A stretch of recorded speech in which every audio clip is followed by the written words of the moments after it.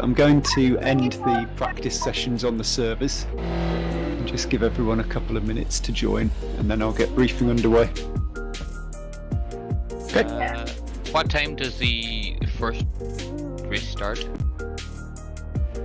Well, it's going to be approximately sort of 8:05 if you think that qualifying is 20 minutes. Bit of a break in between. Yeah. Right. I'll see if I can work stuff out. I'll stay for the briefing anyways, and then hopefully I can get it working. Yeah, the fact that you can drive it offline but Content Manager doesn't recognise it is unusual. I don't understand. But are you launching it offline? When I drove it offline, what's that? Are you launching it offline through Content Manager? No, like through the game. Like Content Manager just doesn't have it. It's very weird. Weird. But, You haven't got the little join thing down in the bottom corner then? no. Yeah, it does. I have to select the track before I can join, and the game doesn't have it, so I can't join the lobby. Okay. It's weird, but I'm trying to figure it out. Just carry on, and if I can join, I'll join, and if not, have a good night. I wonder if there's a button for like search for DLC. Like you've got to update Content Manager to find DLC. Good evening, everybody. Content Manager. Hello. Hello. Hello. I just joined so it's Hello. okay. Right, great. It looks like we've got everyone we're going to get, maybe one or two more, but that's great. So I'm going to start the briefing now to talk you through what we're doing this evening. So if you've got any background noise, please just make sure your mic is on mute. And if I've got any background noise, then I do apologise because my daughter still isn't asleep. So welcome everyone to the start of a new series for the VRCC, and something which is very club motorsport, which is something we've been wanting to do for a while. If you've ever been to something like the 750 Motor Club, this is the kind of thing that they will have on their bill. So classic shaped Renault Clios, about 100 brake horsepower, and some classic British racing circuits as well. The testing that we've done with these cars, the races have always been really close, and the pack racing has been, everyone's been separated by tenths of a second. So fingers crossed, we should be in for some really good, fun, enjoyable racing tonight. And a shout out to Alex Rhodes as well, who is streaming our antics tonight. I am sure there is going to be plenty to get excited about with the midfield battles in these Clios. So the format that we're doing tonight is a 3-race format. Now we've got this set up on our server as a custom event, which means that each session is managed individually. The downside of that is that you will have to disconnect from the server and rejoin between events. So at the end of qualifying, that session will come to an end, and then I will have to start the first race session, and then everyone will just need to connect to the server for the race session, which should be fine. The tests we've done, it's been okay. There is a 20-minute qualifying session.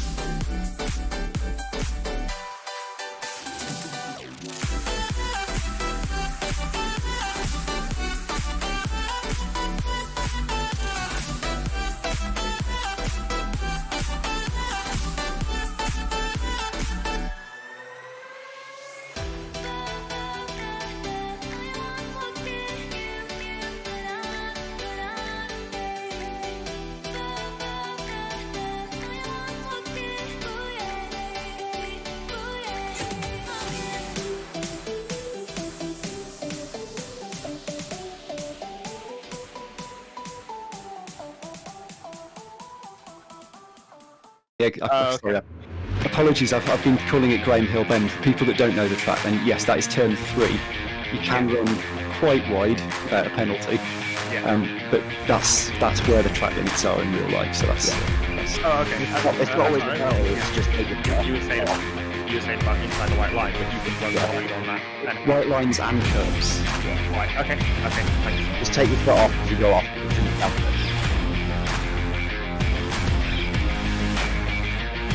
Yeah, I think this one's going to be great. Okay.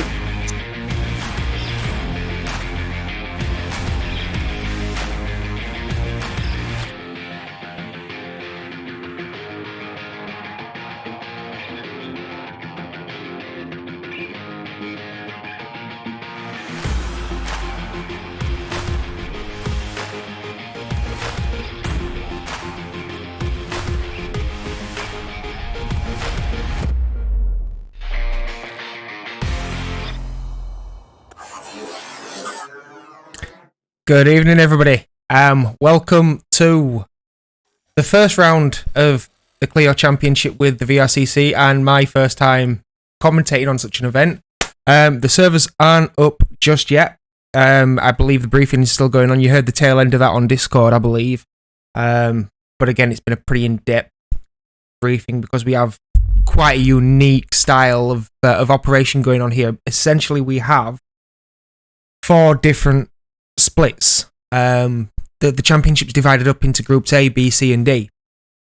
And what's going to happen over the course of the night is 2 groups are going to race with each other at the same time, and then it's going to be the other 2 groups mixing and matching in the next races and in the third race as well. So yeah, it's looking very, very exciting.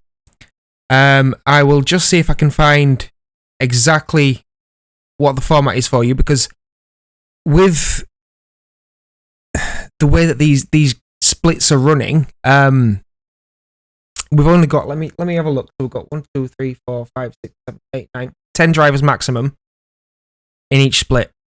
So obviously that means that we could have 20 drivers on track at any one time. I believe for this round we've got Group A and B in server 1, and then Group C and D in server 2. And then it's going to be Group A and C and Group B and D, and then Group B and C and Group A and D. So yeah, there's a bit for me to learn there. I'm kind of hoping that I shall nail that. In terms of the racing,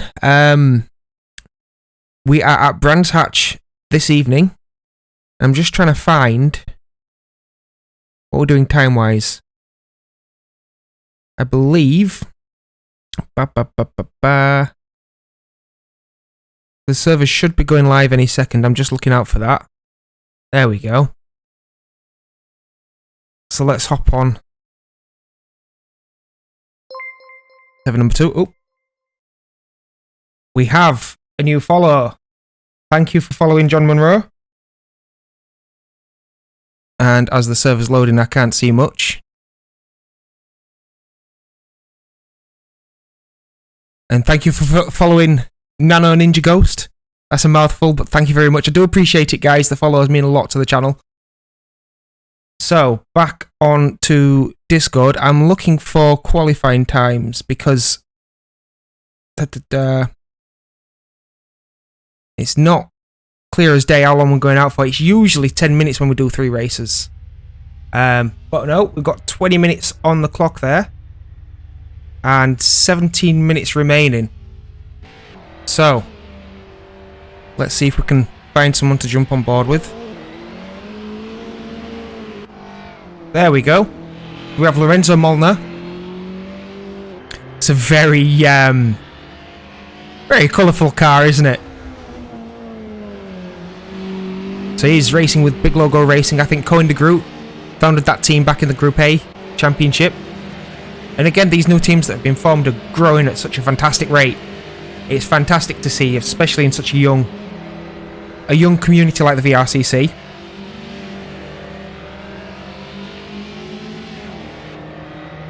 And we have a time on the board from Cohen de Groot. Again, another very similar livery there. Car number 43 is Cohen de Groot.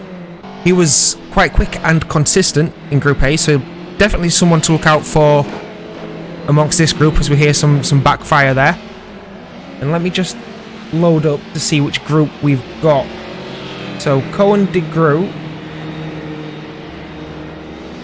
So Lorenzo Molnar is Group D. Cohen de Groot is Group D. Oh, it's Stefan de Groot. So I'm wondering, is that a brother? Hi there, Ben. Good evening, mate. Thank you for joining us.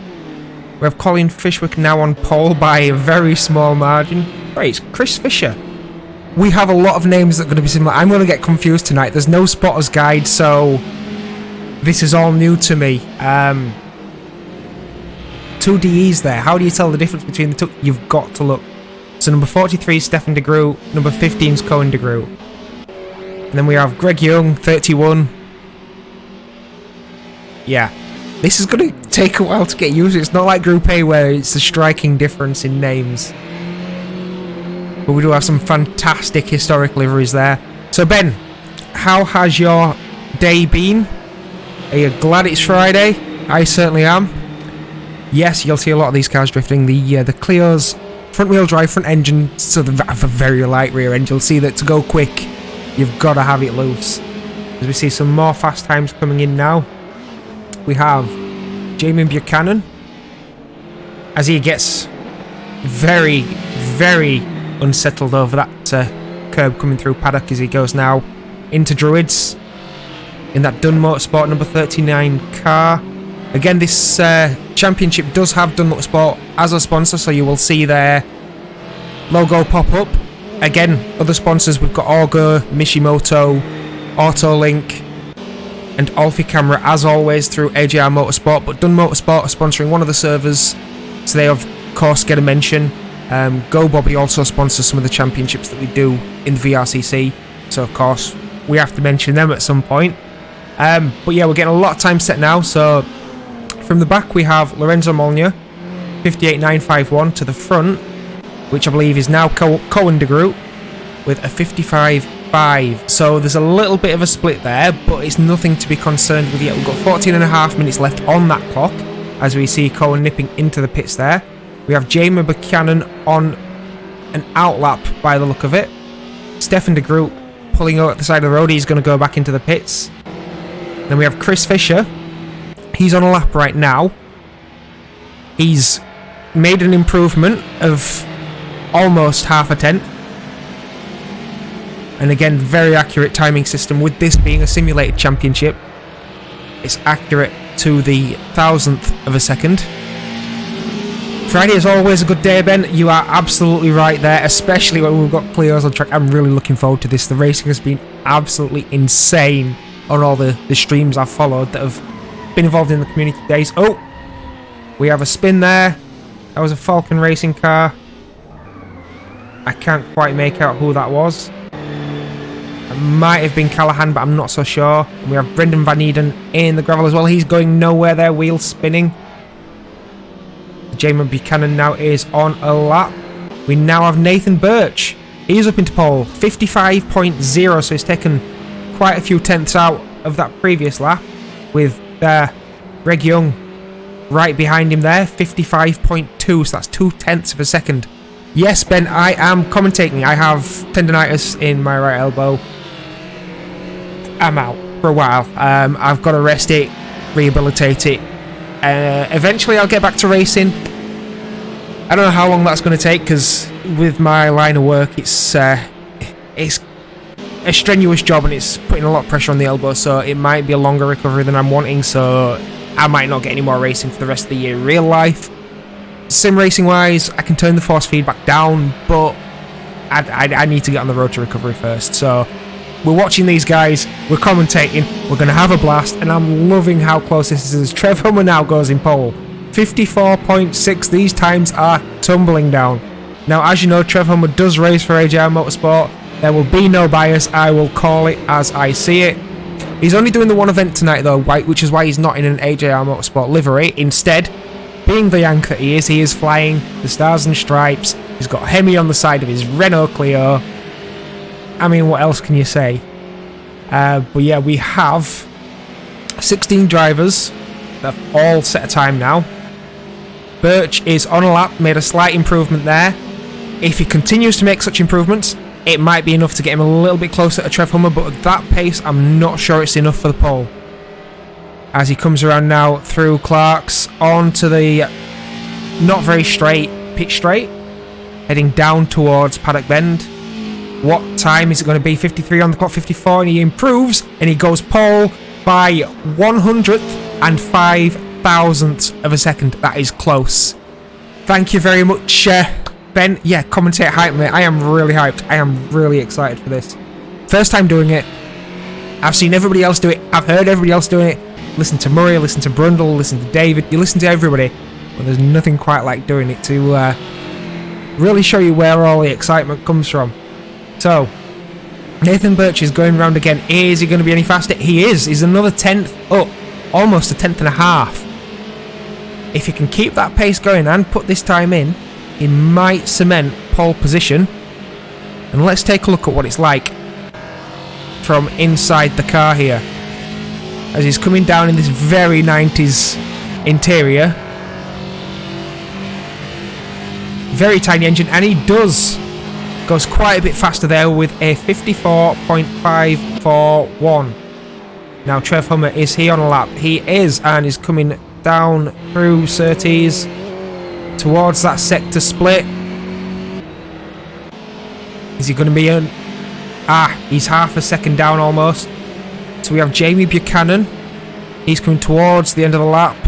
May have been impeded there, I'm not too sure. But as he comes down onto the start-finish straight, again he has cars ahead, there's cars behind, there's cars everywhere. It's a tiny little circuit is this. Just a few corners to get you around, but there are a lot of hills. And Jamie Buchanan is still struggling to find the pace of the leaders there. And we have Colin Dunn at last, showing his name in the 19 Dunn Motorsport Clio. 54.667, so it is very, very close at the front. As he comes around now up to Druids, and he's taken a very wide entrance in there. Clips the apex nicely, gets a bit wide on the exit, so I'm not sure whether this is going to see an improvement. We've got 9.5 minutes left on the clock now. As he's wide again out to Surtees there. What's the timing split going to show? Yeah, a little bit slower there. Birch is coming back out of the pits. We have Trev Hummer. He's looking a little bit wide there as he comes around Clark. Coming down towards that start-finish straight. This looks quite slow. He might be just winding it up for another shot at the pole. Giving himself some space.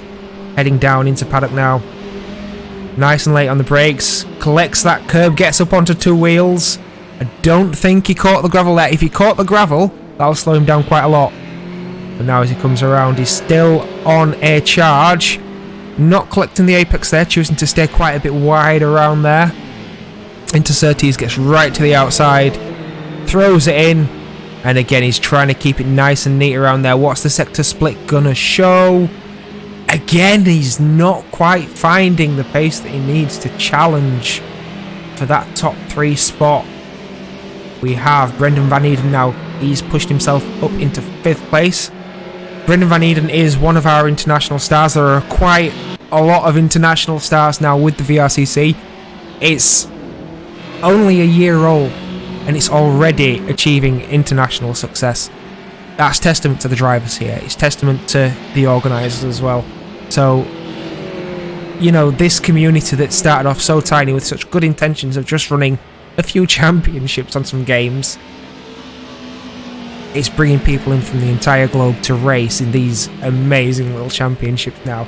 And it's such a joy to see that we have people from all over the world joining us to race. And we have Brendan coming down now. What is that time going to be? And he comes across. He doesn't quite improve. Everybody's about half a second down at the moment. I'm just wondering whether fatigue's starting to kick in, whether some people might need to reset and see what they can do and then go again. Who else do we have out there? We have Greg Young. He was 2/10ths down on his best. We have Luke Wiggins. Luke is in one of these historic livery styles, number 29 there. And he's just coming around with an outlap there. We have Chris Fisher. Again, a lot of people have got some classic livery elements going on with these cars. It's very nice to see. And we should be in for some good fun here now. In between each race, not so much the qualifying session, but between each race, we will have to disconnect from the server and then rejoin. Hopefully that doesn't take too much time. We do have a short little video VRCC teaser thing that we can show you in between each little session, but we will have to disconnect and reload just to sort out the servers between each different one, because again, this format hasn't been done in sim racing. It's something that you see all the time at your 750 Motor Club, your BRSCC. They always mix and match heats and groups and finals, A finals, B finals. You see it in karting as well, all across the place. And to be the first sim racing championship to do it, it's going to be exciting to see how we get on with it. As we see Chris Fisher just coming over to the line here. He's a little bit behind, and again, yeah, he doesn't improve on where he is. Now we have a few people going back into the pits, changing tyres. Again, refueling, because you don't want to be carrying a lot of fuel in qualifying, so they'll take all the fuel out and they'll send it back out right afterwards, as we see that lovely Driftworks Clio coming onto its outlap. Now Birch is still trying to knock some time off his pole position, purely because the charge is real. He has people right behind him. Jamie Buchanan is still trying to take that pole position away. Trev Hummer is back up into that third place and taking very fast, avoiding action. Brendan Van Eden, again, being the international star that he is, we know he's got pace. He will also want to be starting on the first two rows of the grid. Hopefully he can keep that fourth or improve. But what will Greg Young say about that? Will Greg want a chance to really go for it? He's making a smart move here, trying to find some space. As we see a big logo car there, just moving out of the way.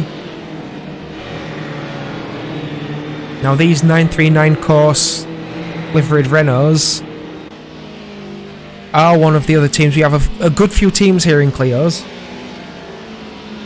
and it's something that we're seeing as a recent thing amongst the drivers. I don't think he's going to get another lap there,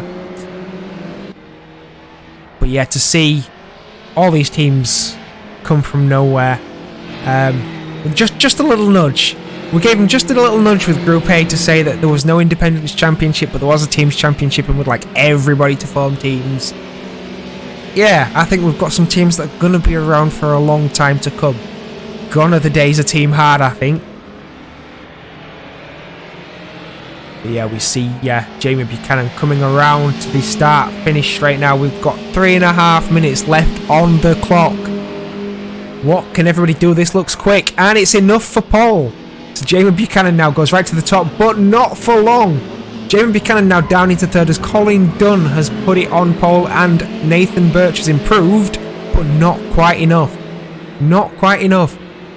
Is any good? Well, with this squabbling here, it's like racing, but qualifying, lads. Find your space. But yeah, I wonder if anyone's going to break the 54 barrier. Post a 53.9, that would be something to see.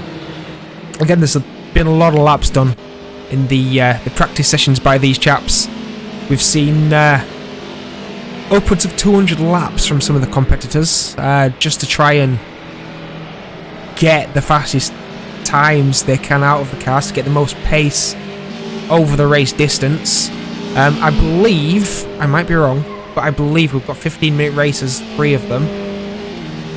So we do have a fair old while on the stream to go. Hopefully I keep my voice for all of this, because I am so excited for this first race.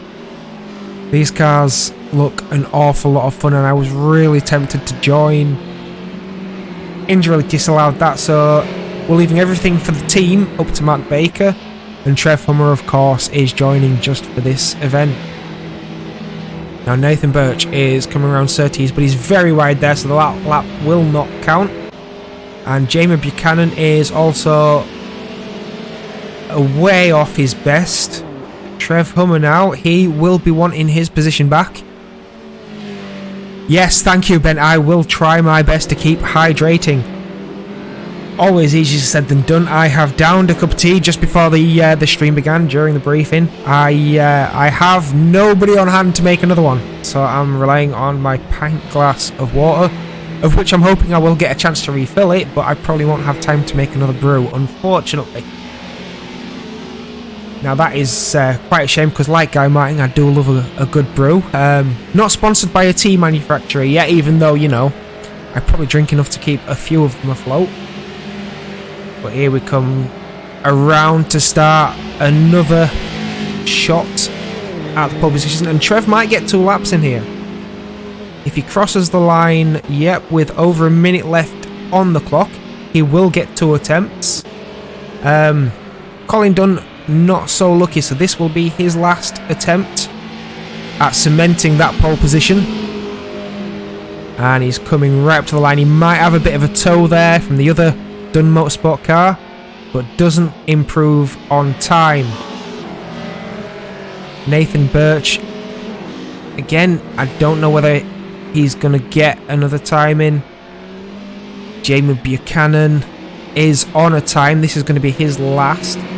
We have Greg Young ahead of Hummer now, but that first sector split being 3/10 away from his best might not be enough to push him into the top 3. As we come around towards the end of the lap, Greg Young 52, 53, 54, and no, not enough to improve. Trev Hummer has not yet improved, but he is on another lap, or at least he was until he slammed it into the gravel. So we have Colin Dunn on an outlap, he's not going to get a chance. Nathan Birch on an outlap, not going to get a chance. Jamie Buchanan did not go faster. Greg Young is on a lap. Can he go any faster? Can Brendan Van Eden do anything? It doesn't look like he can. The timing marker is not there. We have other drivers. Gadjiu in that Driftworks liveried number 5 car. Seems very mild there. We have another mild car from Burt. We have Chris Callahan coming across 1.5 seconds back. Daniel Collins, again, very handy in a rear-wheel drive car. He does a lot of drifting, but I'm not sure he's going to manage in the gravel. And we have 15 cars on the grid there. I believe that's all we've got qualified. So I will return the car to the pits so that we can have a look at where everybody lines up. So, just to let you know, that is the 20-minute qualifying session done and dusted. As everybody disappears from the server for some reason. I think we might all have to do that, but Colin Dunn would be pole, Nathan Birch would be second, Damien Buchanan in third with Trev Hummer in 4th, Greg Young in 5th, Brendan Van Eden in 6th, Luke Wiggins in 7th and Chris Fisher in 8th, Cohen de Groot in 9th and Stefan Andre Gadjier in 10th. I am murdering that name, I do apologise. Bart Niels in 11th, Stefan de Groot in 12th place. We have Chris Callahan in 13th, Jari van Binsbergen, I hope I've said that right, is in 14th, Daniel Collins in 15th, Tejaz Kapatka, again, very sorry about the pronunciation, you will have to tell me how to pronounce it, in 16th place, Lorenzo Molnar in 17th place, with Istvan Ivadi and Martin Roundtree, unfortunately not setting a time there.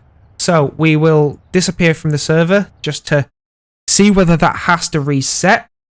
I will play a little video for you and then we will see you back in just a moment.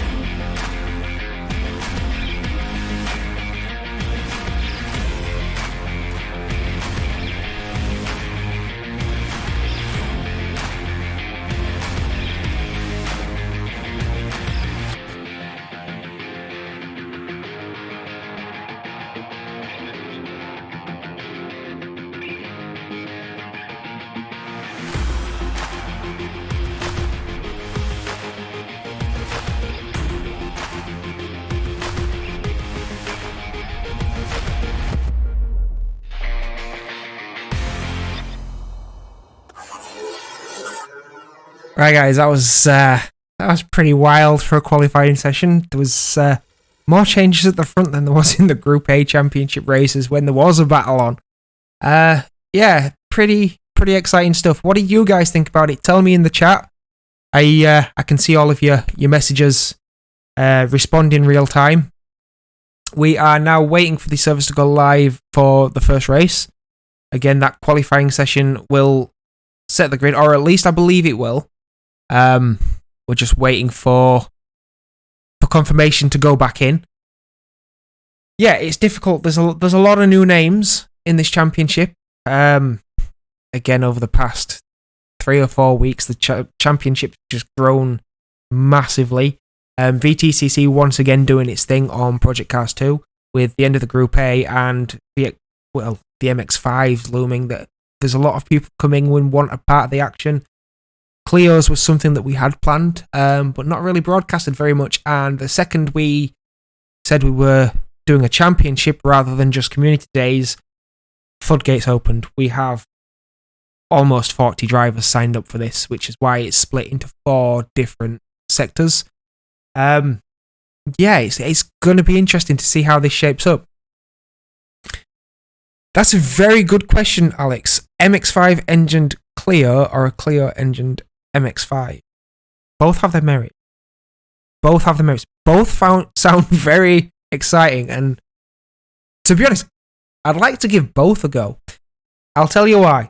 So the MX-5 engine, the 1.6, not the 1.8, the 1.6 is extremely rev happy, and I think in a front wheel drive, you really want that. You really want to be revving the valves out of the top of the valve cover. You know, you need that screaminess. I think that's what a hot hatch is all about. And then the Clio engined MX-5. Now, as long as it is the Clio turbo engine, then yeah, sideways action all day long. I think that's exactly what we need. So, we are here. We have a server in front of us with a grid.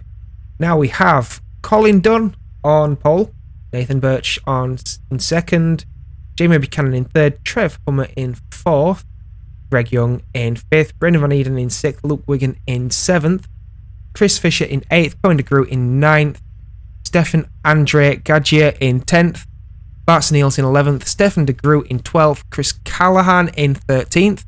We have Yari van Binsbergen in 14th, Dan Collins in 15th, Tejas Kapatka in 16th, and Lorenzo Molnar in 17th.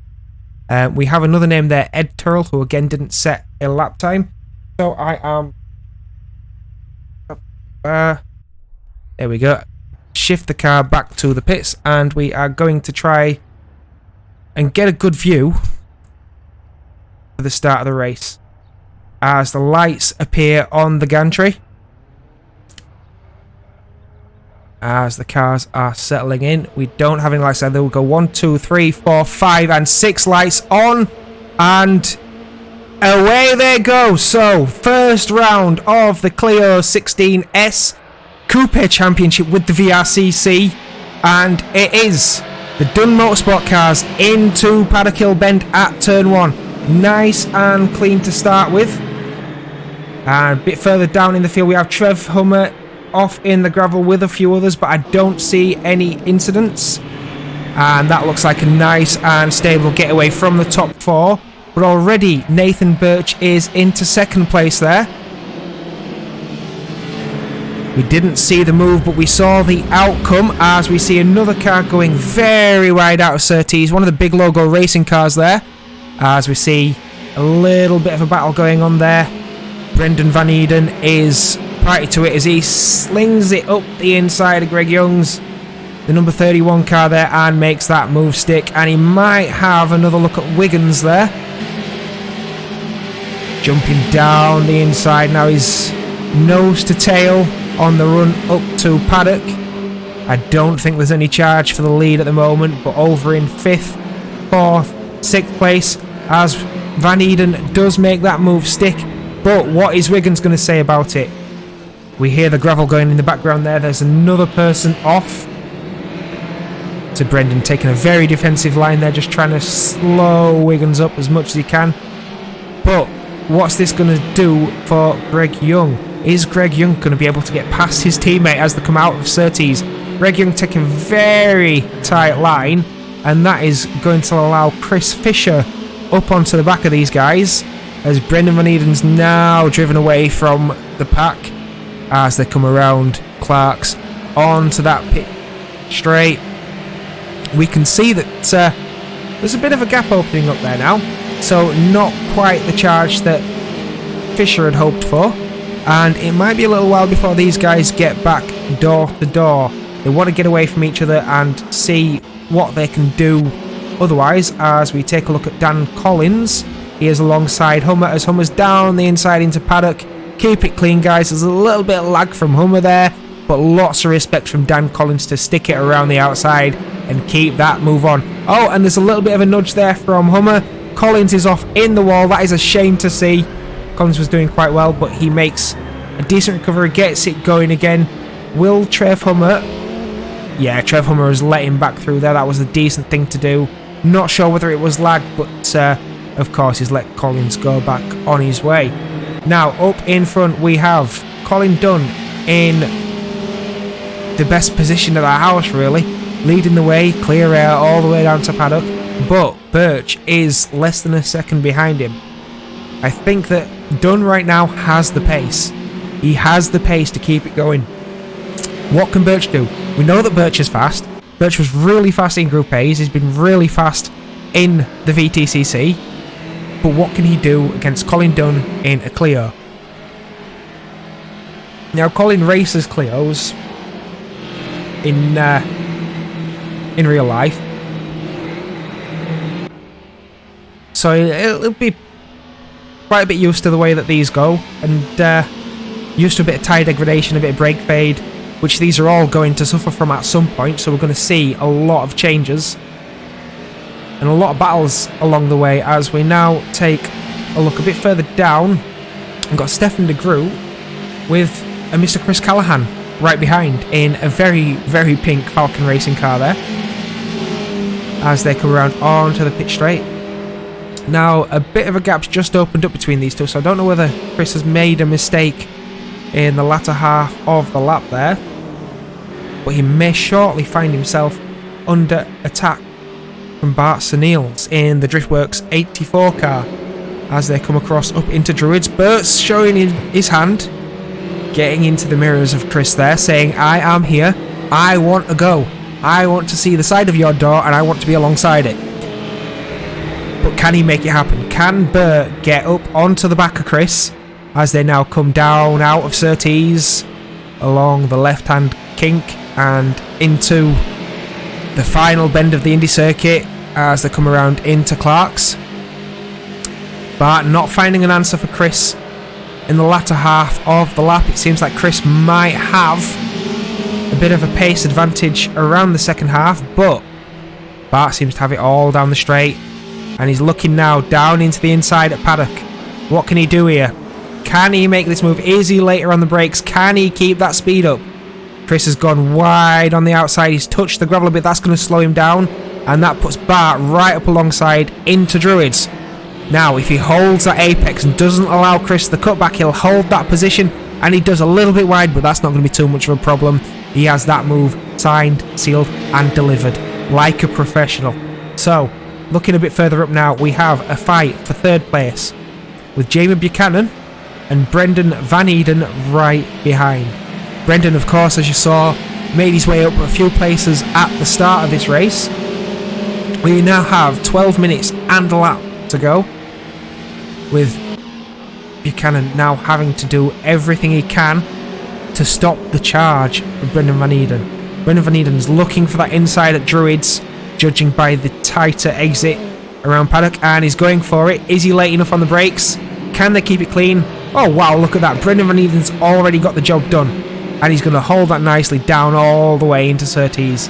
That was a very good move, and quite a lot of control around Druids there, so very impressive stuff. Now, Buchanan is under pressure from Luke Wiggins in the 939 Corsa Clio. Is this going to be a repeat of earlier where Buchanan managed to find some pace and drive away from Wiggins, or This time around, is Wiggins going to find more grip? Is he going to find the pace, and is he going to attack? Or is he just going to play the calm game? Let Wiggins attack Brendan, make a mistake maybe, get them both? Who knows? But all we're seeing now is there is a big old fight for third place as Van Eden is now under attack again from Dunn as they're both sideways into paddock. Sideways is okay on the way out, but not so fun on the way in as the circuit drops away from you. Oh dear! We have what looks like lag. Buchanan has disconnected from the server and now he's back. What has happened to everybody else though? Van Eden has been taken straight out. What on earth happened there? I saw Buchanan go straight on.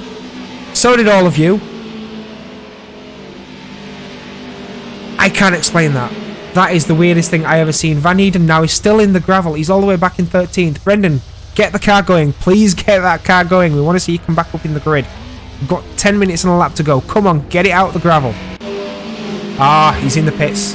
That is bad news. We're enjoying such a tremendous battle there for third place. I can only imagine that's lag. I can only imagine that's lag. It has to be, because Buchanan seems to be still racing as he was. He isn't the other side of a wall as Wiggins is looking around the outside. I'm not sure what that's going to gain him. That puts him on the outside for Surtees, though it does squeeze Buchanan if he can get later on the brakes, but he can't. Instead he's looking for the outside towards Clark's, but that's not going to net him a position. Thinks better of that. Just tucks back in. Maybe he's thinking for a fight back into paddock once more. Seems to be a fair bit wider into Clark's there, as we see now. And we have Greg Young behind, don't forget. Greg Young is watching patiently, like a little shark, waiting for the vulnerable driver to pick them off one by one. Just like waiting for the odd bit of seal meat, as Wiggins is really showing his hand, really putting some pressure on Buchanan now. We look a bit further back, we have both Stefan and Cohen side by side into Druids. And Cohen is going to hold on to that for the moment, but there is very little between them now. Just as tight as at the front end of the grid as it is back in 8th and 9th, and Cohen has gone quite wide there. Is that going to allow Stefan the chance to overtake? Stefan's on the outside into Clark's, so it doesn't look likely here, but could that be something for the main straight? And again, as they come around, Stefan is staying on that inside. He says, I'm going to show you myself in your mirrors. I am intending to make this overtake. As he stays around the outside again into paddock. I'm not sure whether that's going to win him the move, but he's alongside. Cohen has more grip there though for now. And we'll hold that through Druids. Stefan now looks down the outside into Surtees. Again, the objective there as you're going into Surtees is such an awkward braking point that if you're squeezing someone to the inside of that corner, you've really slowed them down, and that makes them slow all the way down this back section of the track and into Clark's. But it looks like Cohen's got himself together now, and he's pushing on a bit, as we see Colin Dunn and Nathan Birch sending punches with fastest laps left, right and centre there. And this looks like it's a battle for the lead now, as we have Nathan Birch sniffing at Colin's tailpipe. These little Clio 1.6s are very lively animals. You can get right bumper to bumper, providing you've got a stable enough internet connection. They will bump draft, but I don't think we're going to see any of the bump drafting today. It is going to be side by side action, as we have a back marker in the way there, letting the top through past nice and cleanly, as I think Birch is eyeing this up. He's eyeing paddock up, and Colin's aware of that, so Colin's hugging that inside cut line, says you're not getting down the inside of me here. I know what that means. Colin defending within an inch of his life right now, as we see them coming back up to Druids. And Birch was thinking, you know what, if I can get up the inside down to Druids, I might do it on the brakes. But Colin was faster out of paddock. He's having none of it. He's having this position. Nathan Birch says, no, I'm going to get you. I'm having this position. So again, he's on the attack. He's neater out of Surtees as they all come down towards Clark's one more time. What is Birch going to do? Is he going to set up for that overtake into paddock once more? He looks down the inside of Colin. He's got an overlap. They are now side by side. Birch slightly ahead. He's going to come across the line in the lead. Does Colin have more speed? Can Colin Dunn keep hold of this position around the outside? It doesn't look likely. Birch has got that move done. Colin gives him a little bump draft. Yeah, that bump draft. He has to concede that position. So that is Nathan Birch in the lead. Job done. Fully sent. Well done. On with the defending. And there's going to be a lot of that because Colin's not giving up. As they are less than half a second between them in tiny little Clio hatchbacks from the 90s. So lots of visibility in these cars. Very tiny pillars to obstruct anything. Not much dash to get in the way of you and that windscreen. So you can see exactly where that other car is. You can see them as they dip and dive from one mirror to the other. When they're alongside, you can see them creeping ever so slightly up the side of your door. And these two now showing themselves every little bit. Every time Colin Dunn says, I'm in your mirror, Nathan Birch says, yes, but I have the faster line. This is tic-tac-toe in the fastest form you can get it, with Clios dancing around this tiny little tight circuit at Brands Hatch. Again, the elevation here, the cameras will never do it justice. Down into paddock, it's like you fall down a cliff. It is extreme. And then you've got to climb all that way back up the circuit before you drop down a little bit on the pitch straight, as they're doing right now, and then it's another climb back up to the top of that hill. All the while, you're turning corners, you're braking, you're accelerating. It is an attack on the inner ear, and it is a lot of fun. So these two might be playing a game of cat and mouse here. A little bit of chess going on. A bit further back, we have Bart Senils having a little battle with Cohen de Groot. These are a similar distance away. Cohen, as you saw earlier, was battling with the other de Groot on the grid, Stefan de Groot, who's a little bit further back. But what can Cohen do against Bart Senils? Again, two teams here. We've got Big Logo versus Driftworks. We're seeing Cohen de Groot now along the inside of Bart, and he might have that roof done if he can get on the brakes. If he can get on the brakes, hold that apex, Bart won't be able to send it back down the inside, and it looks like Cohen de Groot, yep, that has been sent, and Bart has no answer. Not yet, at least. We will see more of that action, because Cohen is a fantastic driver, and Bart has been faster in the qualifying session.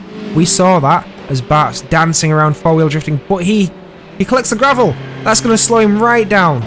Is that going to allow Stefan past? Stefan de Groot makes the move on Bart Senils. That is a shame for Bart Senils. That was shaping up to be another exciting battle, but if Bart Senils gets his head back in, he might get the place back here, as he's going really wide now. Oh, he's just gone straight off the circuit there. I think either Bart's tyres are gone or his head has, because he is losing place hand over fist. We're looking further up. We have had a mistake, it would appear, as Colin Dunn is suddenly down into third place and quite a long way back. What has happened, Colin? You were right up there with Birch, who is still in the lead. I can't see any marks on the car. That rear bumper still looks very clean, so I would assume that it's not contact. What's happened, Colin? Did you just touch the gravel? Did you spin? What happened? I would love to know. If anybody saw that, please let me know in the comments. Now, Greg Young is a little further back, but he's coming up amongst a back marker. We have Luke Wiggins in 5th, again having another lonely race there. Chris Fisher on his own a little bit, but he might come under pressure from Colin de Groot sometime soon. He's back there in 6th. De Groot, as you've seen, been having a fantastic race. He's in 7th place right now. We have a minute and a lap left, so about 2 minutes to go before we see this checkered flag come out. Then we have Bart Niels. As you saw, he's lost a lot of time as a big logo car is looking down the inside. That would be Stefan de Groot. And again, Bart Niels sends it off the circuit. Is he going to lose another position there to Chris Callahan? He does. So that's Chris up into 9th place now, and Bart Niels down into 10th. What's happened to Bart? Has his tyres completely fallen off the grid? I don't know. Trev Hummer started very high up on the grid after a fantastic qualifying session. He's down in 11th place. We did see some contact early on. That sent him quite a long way to the back after he let Collins through. He's now past Collins as we see another driver back in gravel there. And Dan having another lonely race back in 12th. And Tejas Kapatka, very colourful, bit of a banger racing livery there, but I'm sure a few of you will recognise that livery. He's down in 13th there. Quite a bit lonely at the moment. And we have Jan Binsbergen, a lap down for the Big Logo Racing team at the moment. He's had a bit of a lonely one, but he's had a bit of fun with the faster cars coming through, so we'll have been able to see where they're going. And Lorenzo Molnar is allowing faster drivers through at the moment by the look of it. He's a couple of laps down, as is Gadju. And again, I would try to pronounce the full name, but my pronunciations are not great. Brendan Van Eden is back on the server, but still in the pits, and it is such a shame that we didn't get to see him continue with the race. And we now have Colin Dunn trying to make his way back up into 2nd place as he does.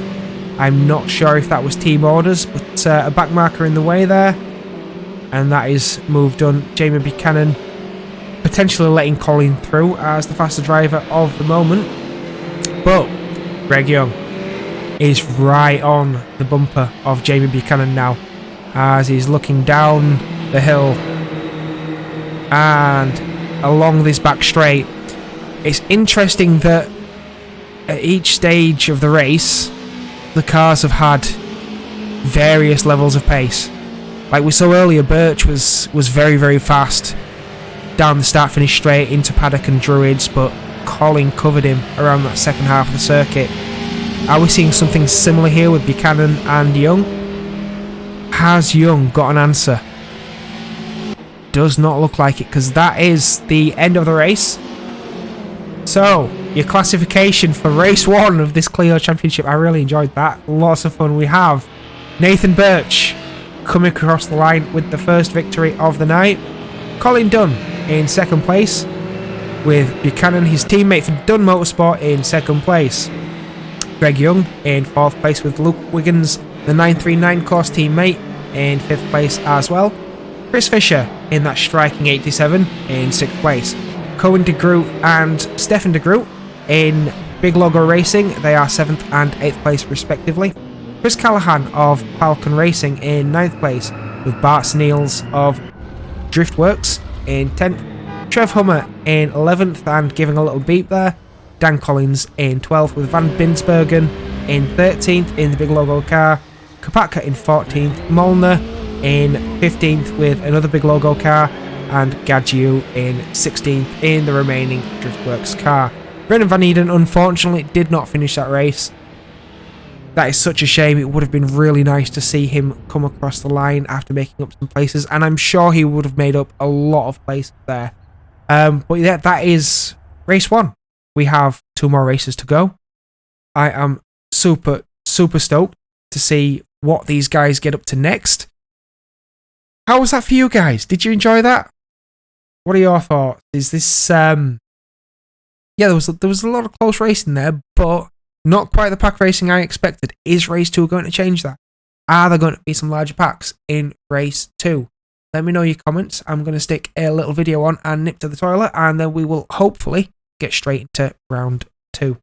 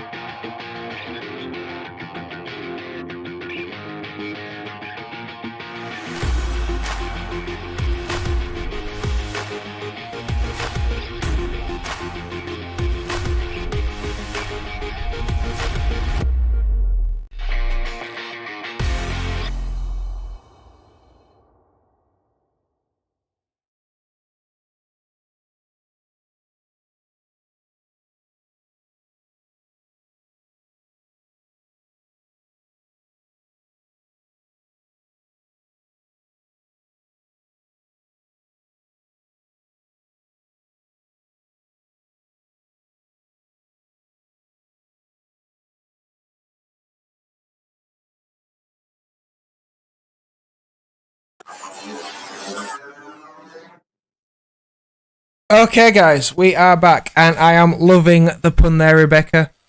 Can he get it done? Well, apparently so. He got back into second place. I don't know what happened. I don't know whether he was off. I don't know what happened. Let's have a look at the Discord, see if we can find some answers. Colin Dunn says to Nathan Birch, amazing race. I agree. I enjoyed that a lot. We have a 5-minute break. We have an apology from, I believe it's Gadju, about damaged suspension and having troubles turning.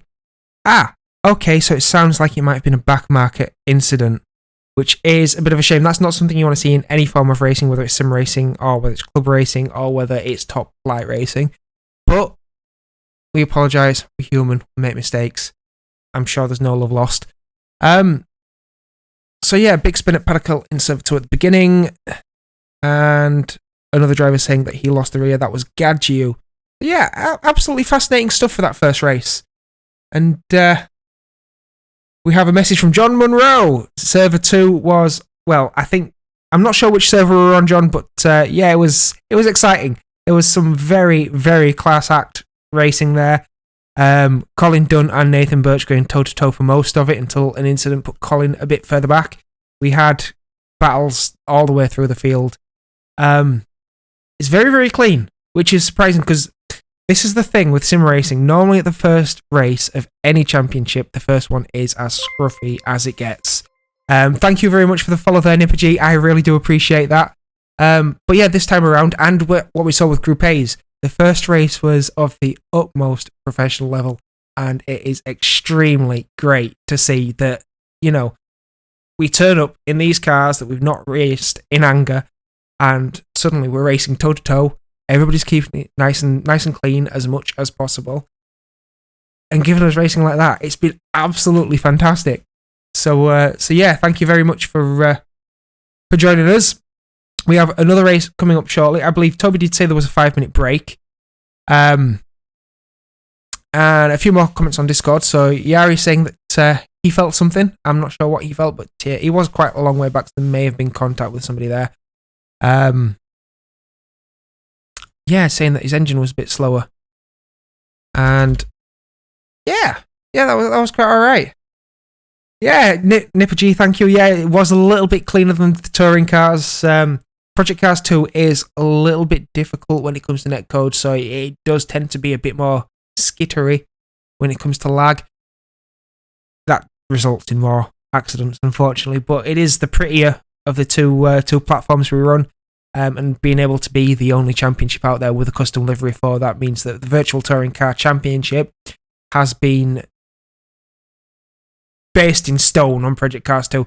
Whether that'll change in the future, I really don't know, because the grids are getting a bit big for Project Cars 2 now. It might just mean more servers, but, it's all part of growth, and as we figure out whether there's any ways to combat the lag, then we'll see cleaner touring car racing. That is definitely coming. And yeah, Imola is not far away now. We have, as you know, the AJR guys are really looking forward to that. We have Trev Hummer, Division 2, looking towards a podium position in the championship. I'm not sure where he's going to finish, and we have Roy Grassi doing very well in Division 1 as well. But in this championship, specifically in the Clios, this is new territory. We only have Mark representing the team. Trev Hummer's not representing the team because he's only doing the one race, but Mark hopefully will be a force to be reckoned with. Of course, I can't leave any bias on the table when I'm commentating. I have to call it as he is. We'll see how he gets on. And yeah, there's still time. I mean, if you speak to Toby, I'm sure that you can join mid-championship. There's no problem at all. Make it a nice round 40, I believe, we're one away. And yeah, Clio's, it's been absolutely wild to see the development of this. They've done about 3 or 4 community days, and the racing's been fantastic. We've seen brilliant packed battles. And to have a full-blown championship now, it's brilliant. It's just a shame I couldn't get involved with the elbow. But if you do want to get involved, there's links at the top of the screen there. VRCC Official for the Instagram, Virtual Racing Car Club on YouTube, and VRCC Hub on Facebook. Join those pages if you've not already. Get in touch with people, ask how to join the Discord, join the championships, get involved. It's never too late to get involved. there are very few championships where we say that you can't join mid-championship, and that's usually because it's too difficult administration-wise. Clio's is one of those where I don't think that is the case. But yeah, I mean, what were your thoughts on that race, guys? How did your race go, John? And also, while we are talking of numbers and getting involved in things, the channel that I'm streaming from is very close to 50 followers, and I would really like to get it there. So if you can all do me a solid, click that follow button, share it to your friends and family, ask them to do the same. If I could hit 50 followers tonight, I would be absolutely over the moon. I don't think it's going to happen, but if it does, I mean, what do you want me to do? Dance around the room? I'll do it. So let's see what we can do, guys. And thank you for the follows already, Nipper, Ninja, and John. We have, hopefully, not long until the server comes back up. And there we go. So we are joining in.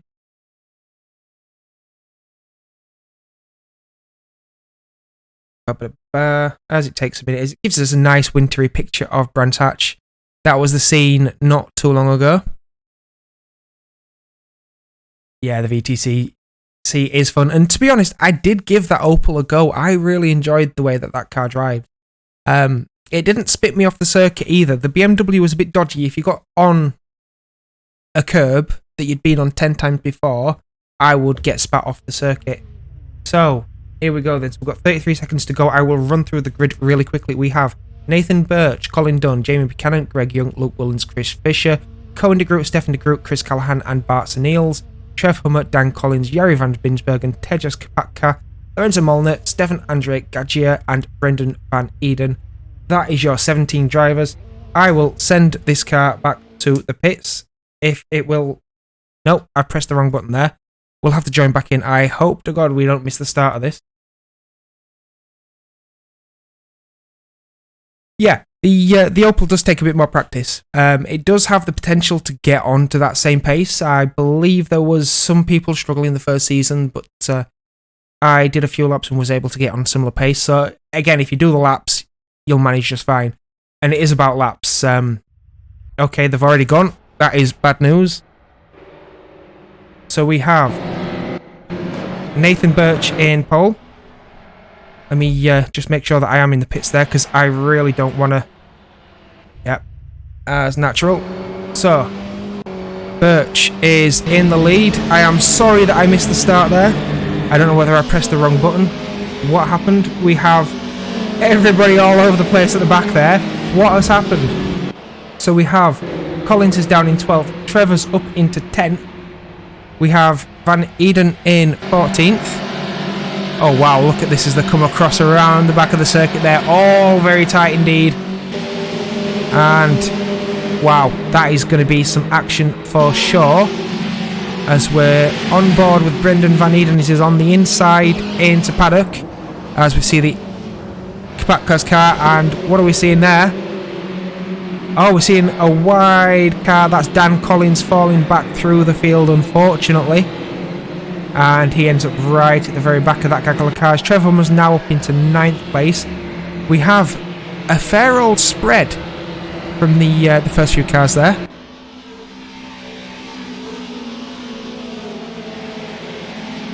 Did not collide. That is very good news. We have Buchanan eyeing a move on Wiggins there.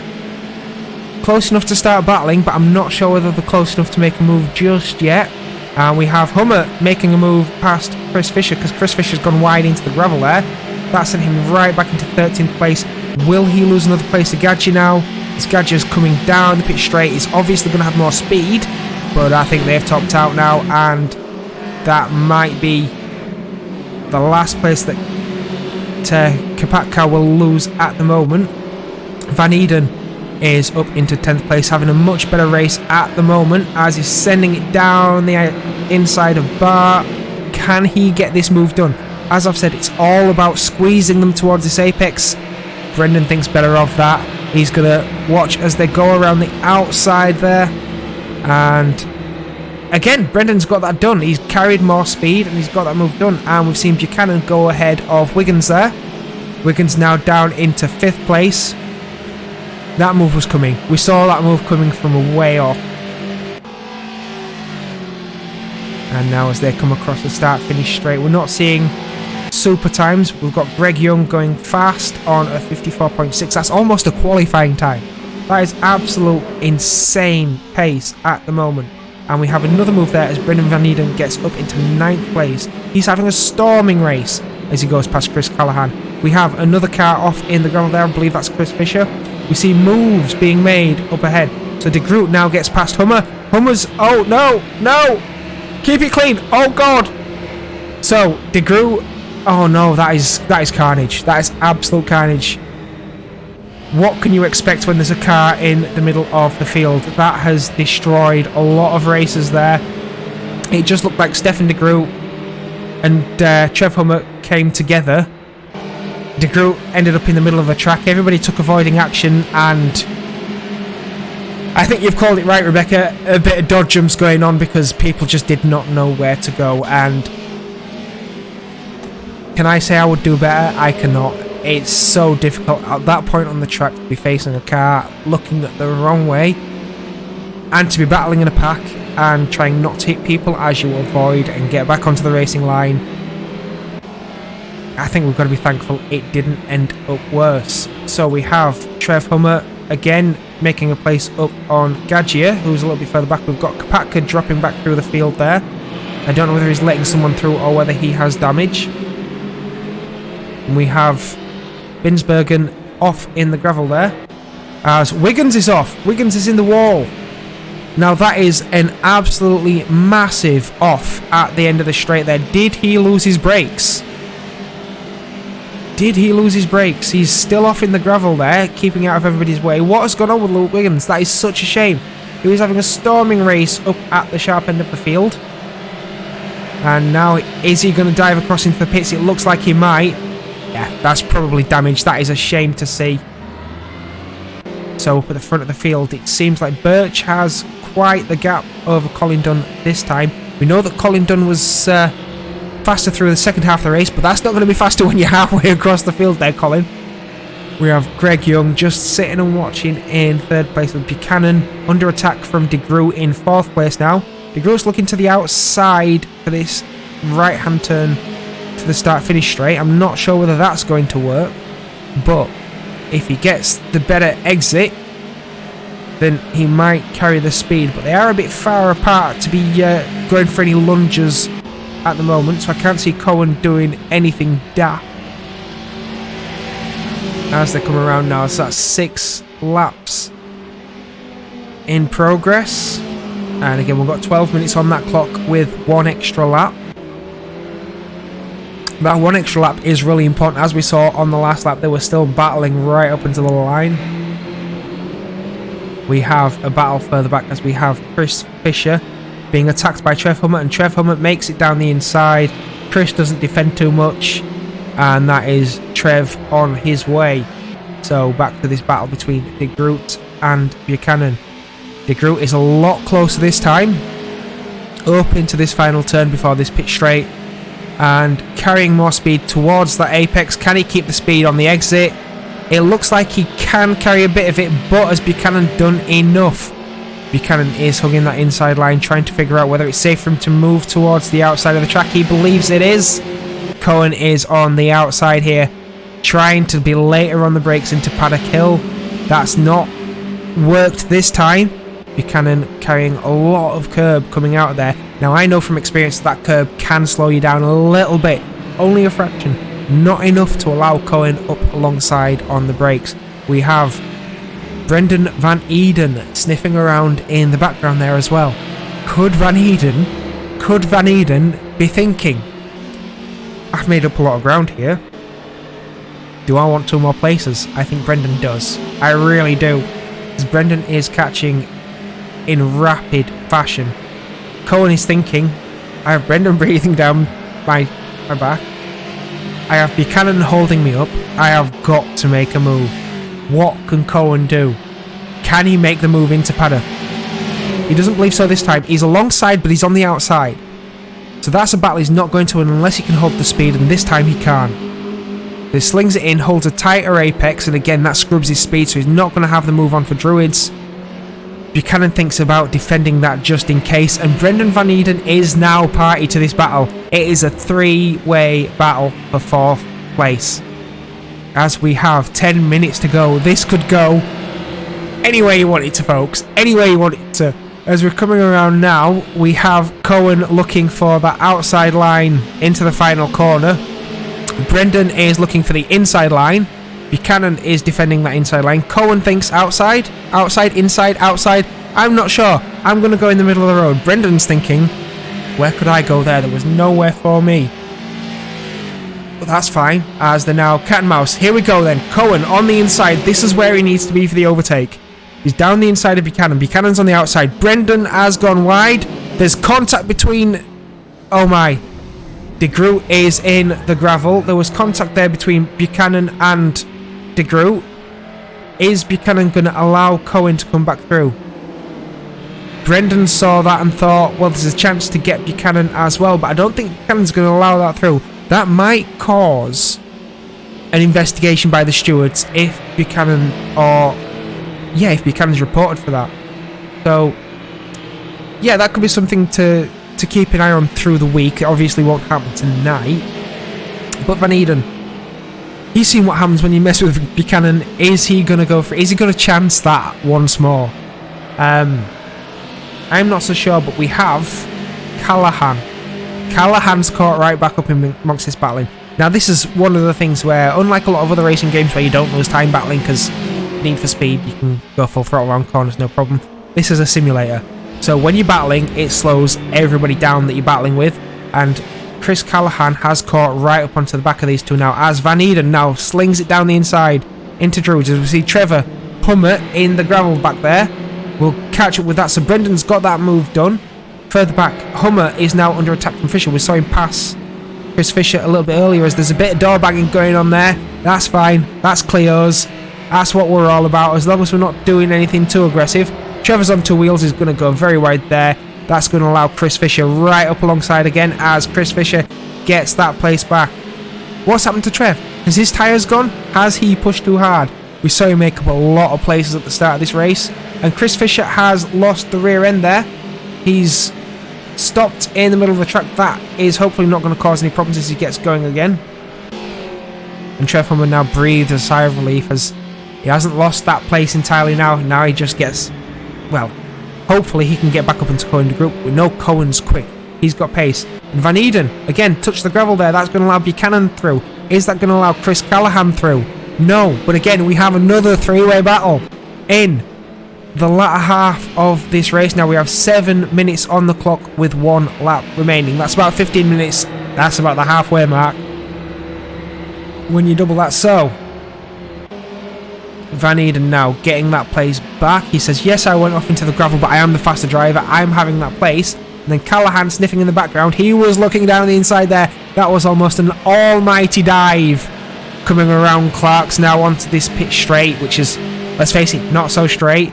It's not so flat either, as they come down the hill towards that start-finish line, and that kicks straight back up again into the braking zone for Paddock, which then drops sharply before this apex, and then down the cliff face they go. Chris Callahan is losing a little bit of pace now that they're not battling, but Buchanan is right back on with Brendan Van Eden now.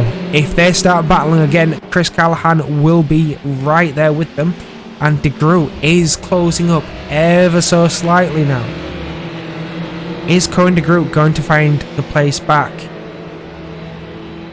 And Trev Hummer there in the distance. Little purple car with a black bonnet. He's also edging ever closer. If he can keep it on circuit, he might also join this battle before the end of the race. Chris Callahan has a bit of space ahead of him now, but Buchanan does not. Van Eden is under attack, and he knows it. Middle of the track, all the way down. He wants to know where Buchanan is going to put that Clio. Pick the best braking point. Try and get that apex. Try and carry all the speed you can through Paddock, because if you lose a little bit of speed, then Druids is where they are going to attack. And it is difficult to defend, because you can attack around the outside. You can attack down the inside. You have very little option when you get attacked at Druids. So Van Eden doing all he can to stave that one off, as Buchanan is now thinking, well, I have to get the move started before the straight, and he is doing. He's trying to get the better exit as they come into Clark's. Carry more speed down this pit straight. Even if it's 1 mile an hour, it might be enough to try and get that move done. As Callahan's now under attack from Cohen de Groot, as Van Eden is now under attack from Buchanan.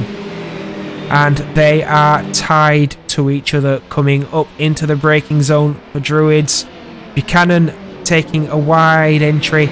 Brendan taking a tight entry, trying to block an inside attack.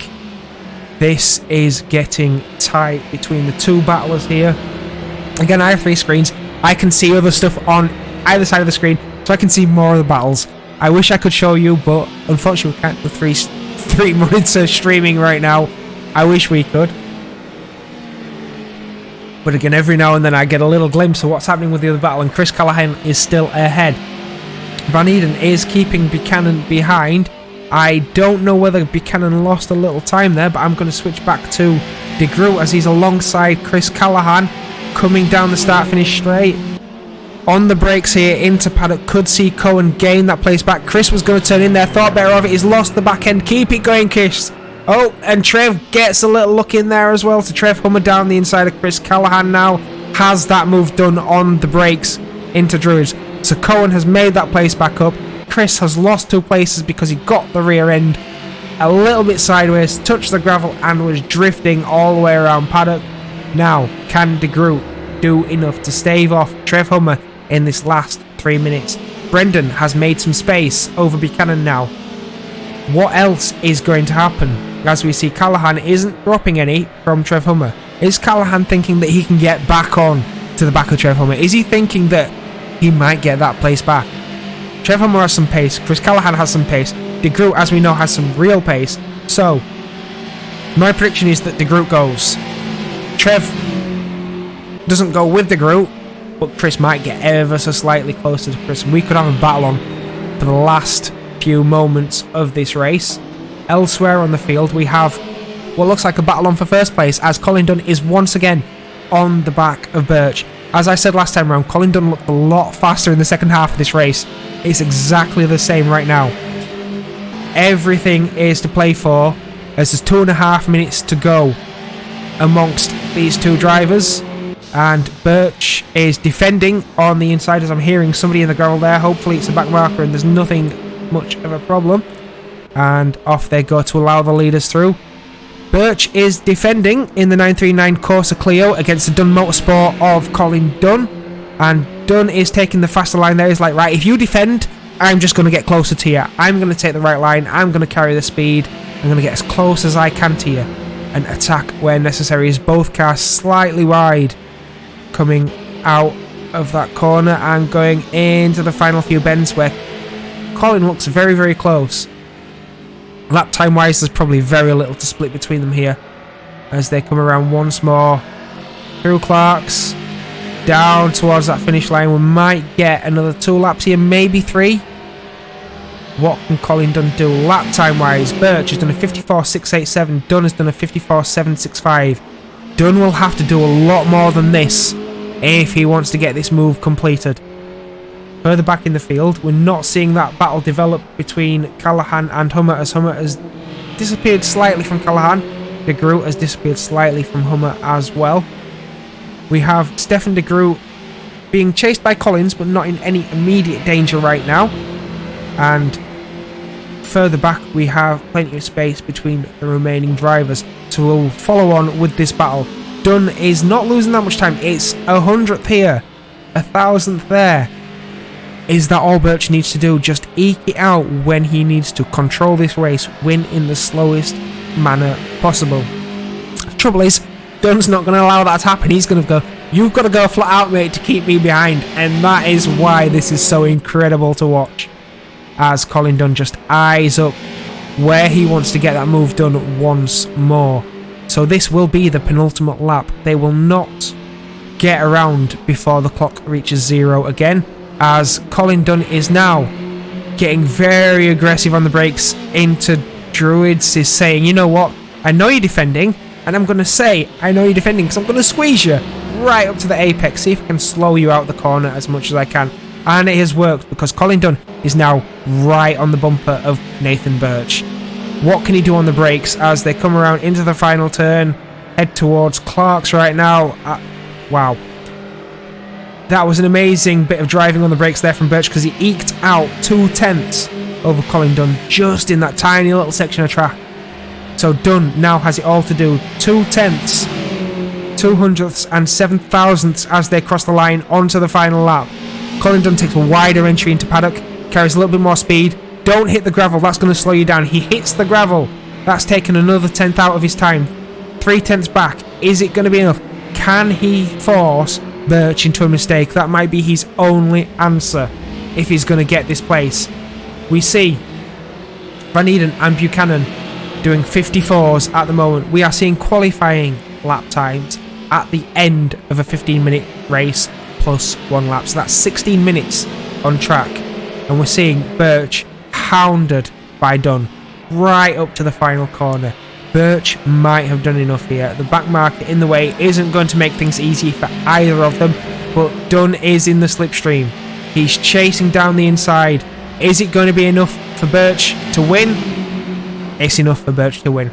Fantastic victory again. That's 2 victories in a row in the first round of the Clio Championship. Dunn, a fantastic second place once again. But this time, it's not Colin Dunn's teammate in third place. It's Nathan Birch's. For the 939 course team, we have Greg Young in third place. We have Brendan Van Eden coming across the line in a very respectable fourth place. Brilliant recovery. He'll have started from the back of the grid there after his DNF in race 1. So very well done to Brendan there. We have Jamie Buchanan in 5th place. Big change from that third place he received in race 1. But no doubt still a fantastic battle there that he had with Brendan Van Eden and Owen de Groot, who finished in 6th place. And we had Hummer in 7th. Again, another fantastic recovery from Trev Hummer. Chris Callahan in 8th place. Again, I assume Chris Callahan would have finished further up had he not have lost the rear end there. We then have Stefan de Groot, the other big logo racing car, in 9th. Dan Collins in 10th place with Gadju in 11th. I'm going to have to learn these pronunciations, guys. We have Bart Niels in 12th. Chris Fisher in 13th place with a few problems of his own. Jari van Spinbergen in 14th place. Luke Wiggins in 15th. Tejas Kapkar in 16th. And Molnja in 17th place. And that rounds out race 2. Once again, we have another little break as they reset the server. What's your thoughts there, guys? That was incredible racing. Incredible racing. Again, I'm probably going to lose my voice tonight. If race 3 is anything like those first 2 races, I am probably going to lose my voice. It's so exciting. So difficult to track all the action at the same time. I'm wondering how the other server gets along. I believe there's a few less drivers on that server at the moment, but there are the faster drivers there too. All the guys from, like I say, we have different groups. So this is Group C and Group D. Group A and Group B, I think, have the slightly faster drivers.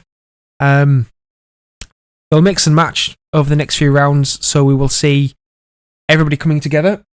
I believe we do have another 5-minute break, and we will be returning at 9:10. So you have a few minutes if you want to share this stream out to your friends, your family, your colleagues, whoever you want to share it to. Try and get them in.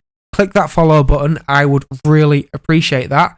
And then hopefully we'll have a bit more excitement for race 3. I'm really excited to see what is going to happen there. I believe it's a reverse grid this time around, and reverse grids are always chaos, no matter what championship, no matter what platform, no matter whether it's real life or simulated life. It's carnage, and with how clean these races have been, I think it's going to be clean carnage, and that's what's going to make it fun. So tell me what you think about it. I'm going to play, once again, the little intro. There's clips from every single series that we run there. Have a look at them. See which ones you like best. And if you want to get involved in any, have a look at those tags up at the top. Go check out that social media page. Get in touch with us if you want to join, and we will tell you how. So I will speak to you in just a second.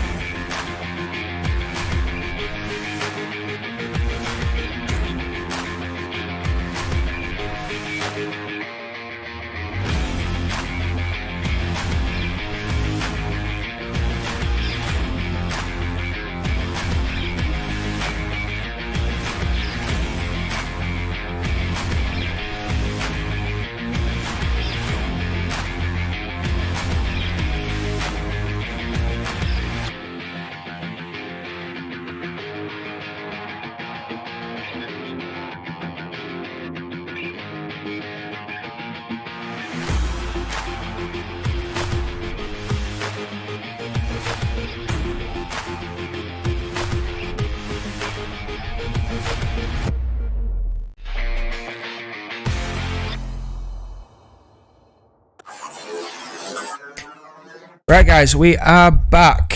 So, we have a few minutes to talk through events so far in the first two races. I'm really enjoying everything that I'm seeing here. What are you guys feeling? Are you enjoying this as much as me? Are you thinking that it's a bit odd to see cars from the 90s, hot hatches from the 90s at that, racing on a very modern platform? Yeah, I mean, you're looking through Discord right now, and yeah, everybody's talking about the battles they had, the fun that they had on circuit. You know, this is exactly what we like to see. I'm wondering how server 1 is. If anybody knows what server number 1 is like, just, you know, get your messages in the stream here. I want to know. I want to know what I'm missing out on. I know that Matt Baker's streaming it, so I'll be able to sit back and watch his stream a little bit later tonight. If you want to know what that's like, again, at the bottom of the screen, we have links to the AJR Motorsport media pages. On the Facebook, you'll find Matt Baker's stream. I will post them out on the others at some point, and hopefully with a few tasty little pictures on Instagram, with any luck. I know that we have had some welcome help when it comes to social media just recently, and it does mean a lot. Speaking of things that mean a lot, I believe, with any luck, we might be at, I think, 41 followers now, if I'm right, which means we are 9 away from hitting that 50. That's pretty special, so please, if you can, click that follow button down below, the little heart-shaped thing. Throw some love up for all the people here. Yeah, let's get to 50. We're not far. 9 people. We all know 9 people we can get watching here. So, yeah, see what you can do. And in the meantime, we are a few minutes away, so we are 21:08, 21:09, so I believe 1 minute left.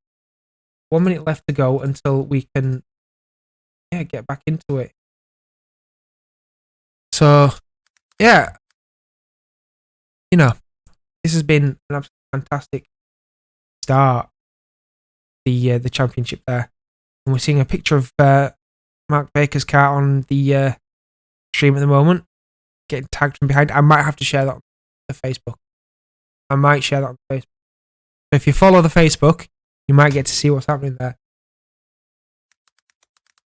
So yeah, it's been a riot. We've got one left to go. I'm worried about my voice. I don't want to lose my voice. It's been very, very exciting. It's quite late now. I appreciate you all being here for this, and having nothing to show you right now. It's odd. Yeah, it's yeah.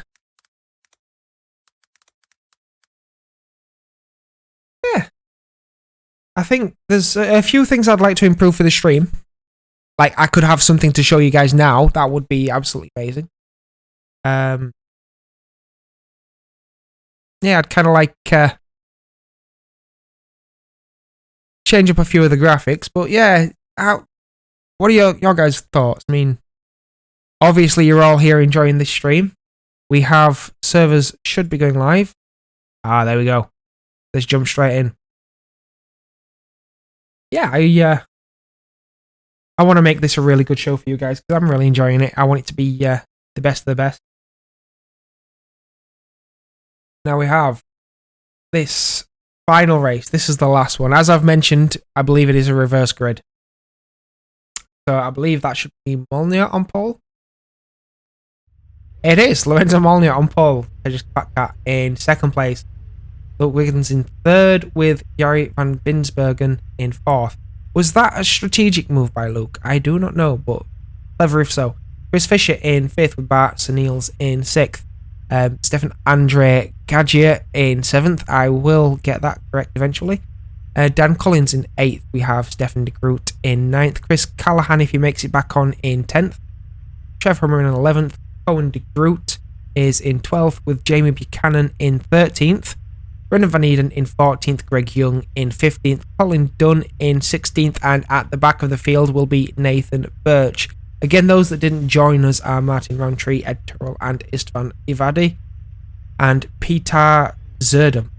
So again, I'm butchering names here. I really apologise. Languages are not my thing. Give me a spanner, I'm fine. Language, not so much. But we will see what we can do. Right, if I can do it correctly this time, we will put the car to the pits. There we go. And we will get on board with our pole sitter.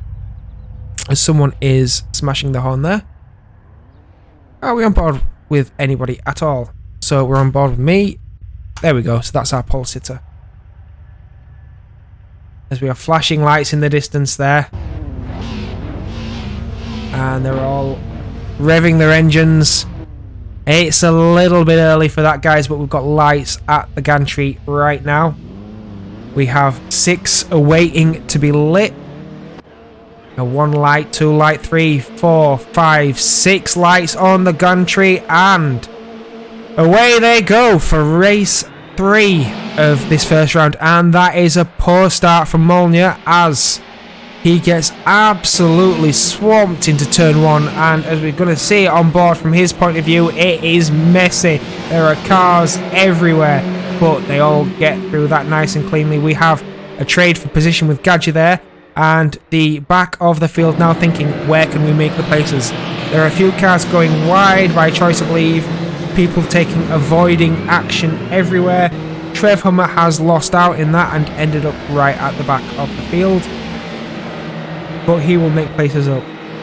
Collins is making places up in 6th. We have Van Eden on a charge as well as he comes down towards Clark's on board down the inside of Chris Callahan. Maybe, possibly Chris is quite wide there. Brendan's going to say, thank you very much. I will have that, no problem at all. As Callahan's now under attack from Buchanan and Birch. These two squabbling once more. We saw a brilliant battle from them all the way through the second race there. Battling in the first race as well. But it looks like Chris is falling through the field as he just splits Buchanan and Birch for a very short amount of time there. As Van Eden now gets up into 7th place maybe, but de Groot saying, yeah, I'm going to make you fight for this. I'm going to make you fight. But that's it. Van Eden saying, yeah, no, I'll have it. Thank you. Bye-bye. So we have Wiggins still in first place for the 939 course team. Again, he had some good midfield pace, so I'm wondering whether that was strategic. Dan Collins is up into 5th place, which he will be very welcome to see. And we have people moving all the way up as we have Brendan Van Eden has disappeared. He has lost connection. That is very unfortunate. Again, Van Eden did suffer a lot of technical difficulties with the virtual touring car cup. It's unfortunate to see him suffering the same thing here as we see Buchanan and Birch once again going toe to toe. But this time it's a 3-way battle. There is another de Groot alongside them. Birch covering that inside line that Dunn has seen too many times. Dunn's around the outside. I told you, you can attack around the outside there. Dunn's going to have this move completed. But can Birch come back down this straight? Again, he's at the tighter line as we see a real train of cars just a little bit further back there. That is pack racing in its entirety. I'm going to switch back to watch this battle unfold as we're on board with Jari van Binsbergen. We have Stefan de Groot ahead, Cohen de Groot behind. We have Colin Dunn. Oh, is it the wrong Dunn? We're looking at a different Dunn.